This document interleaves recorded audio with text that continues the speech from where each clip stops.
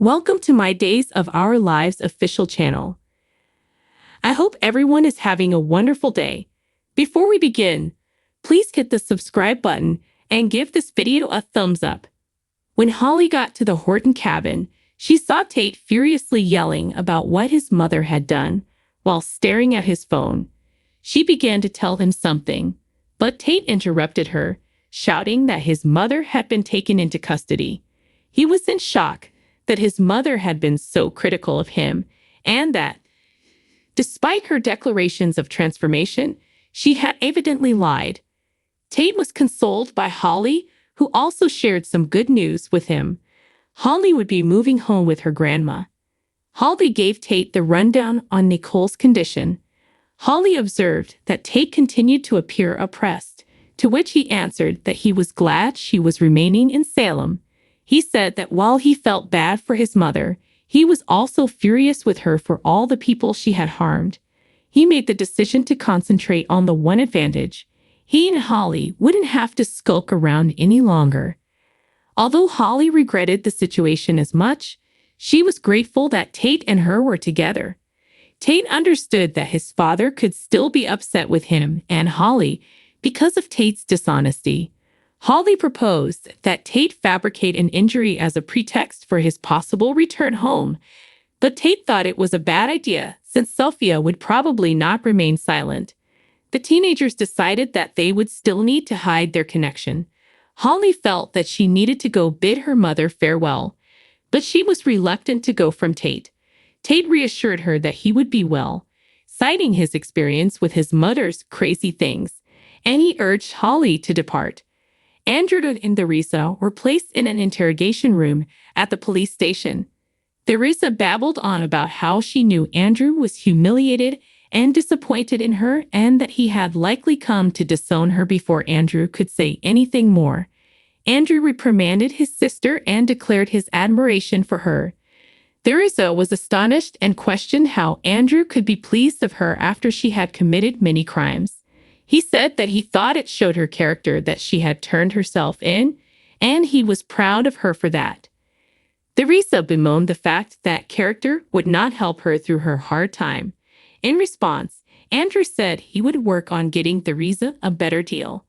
Although there might be repercussions for what she did, Andrew thought that Theresa would benefit from the fact that Victoria had been restored to her parents so quickly and that the letters tampering occurred abroad. Theresa began to believe she could fight the allegations, but she questioned Andrew's sincerity in wanting to support her.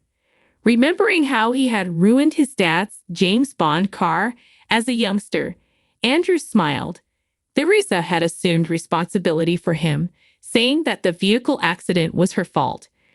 Theresa claimed that she had taken responsibility for her actions because, in her words, what was one more awful thing to add to her long list of transgressions from her childhood? That's when Shane gave Andrew a call. Theresa, preparing for her father's disapproval, accepted the phone from him.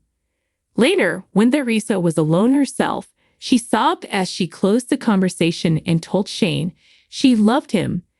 Then she used Andrew's phone to call Tate. Theresa informed Tate that she had been in touch to make sure that what Tate had probably heard was accurate after inquiring about lacrosse camp. She subsequently expressed her regret to Tate for how she had treated him, saying that Tate's acceptance of responsibility for his wrongdoings had provided her with a good example. Theresa went on to say that Tate was the reason she had given herself in. Theresa reassured a guilty Tate that she wouldn't get in the way of his desire to stay in touch with Holly once he got back home. Tate was about to admit his falsehoods. In response, Tate expressed his pride in his mother, and both he and Theresa reaffirmed their love for one another. Theresa hung up the phone, and as Andrew came back in, she gave him a worried glance. Kayla and Marlena conjectured in Marlena's office as to whether or not Everett was pretending to be integrated. When Abby arrived, it broke them apart. Though pleased to see Abby, Marlena was interested in learning why he had come to her. Abby said that he had an offer that Kayla and Marlena would be unable to reject. Abby gave an explanation of body and soul's cancellation as well as how he and Kate had obtained the show's rights. Marlena and Kayla wished Abe well and assured him they would assist him in any way they could, including offering to help with a possible investment for the program. So he was happy to hear of Kayla and Marlena's offer. Marlena couldn't figure out how Abe needed actors and how it related to her. Kayla said that she knew. Grinning, she informed Marlena about Abe's insistence that she and Marlena looked like TV personalities. Abe displayed a portrait of Charlemagne to Marlena. Although Marlena acknowledged a slight resemblance, Abe maintained that the similarities were uncanny and that Marlena and Kayla would be ideal for the show's relaunch. Despite being pleased, Kayla and Marlena declined Abe's offer because of their hectic medical schedules. Abe contended that the program could film on site at the hospital and even work around their schedules. Once again, the ladies turned down the offer. In that moment, Kayla, Marlena, and Abe got a text inviting them to Nicole and Eric's celebration in the bar. Marlena promised to explain why they were all there, and Abe promised to use their drive to the bar as a chance to talk Kayla and Marlena out of it. While packing in Eric's room, Nicole and Eric spoke about what they should pack. Eric saw that the luggage he was carrying was the identical one that Nicole had given him back at the airport.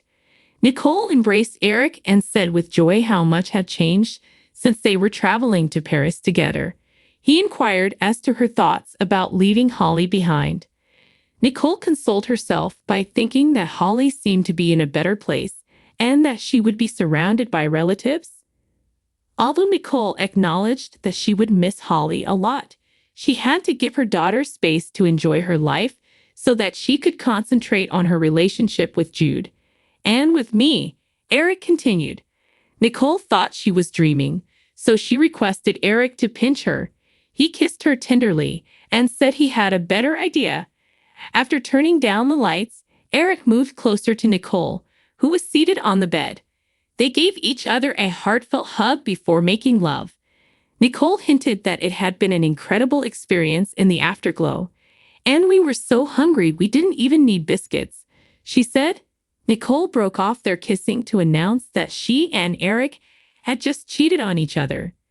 After exchanging pledges of love and agreeing that neither felt the least bit guilty, the pair laughed together.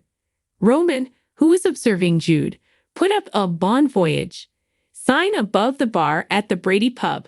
When Kate came, she questioned Roman about the holiday decor. He told her that Nicole and Eric were relocating to Paris. Roman immediately started complaining about EJ's persistent harassing of Nicole and Eric. Given that they would be moving to Paris, the city of lights, Kate thought the pair could benefit from the time apart. Roman gave Kate an update on Holly's move-in arrangements with Maggie when she inquired about her. It was decided by Roman and Kate that they would never again want an adolescent residing in their home. With her latest business endeavor, Kate reminded Roman that she already had enough drama in her life. Roman commended Kate on the purchase, and Kate said Abe was occupied with casting. Thanks for watching. If you like this video, so please don't forget to subscribe my channel and don't miss any updates.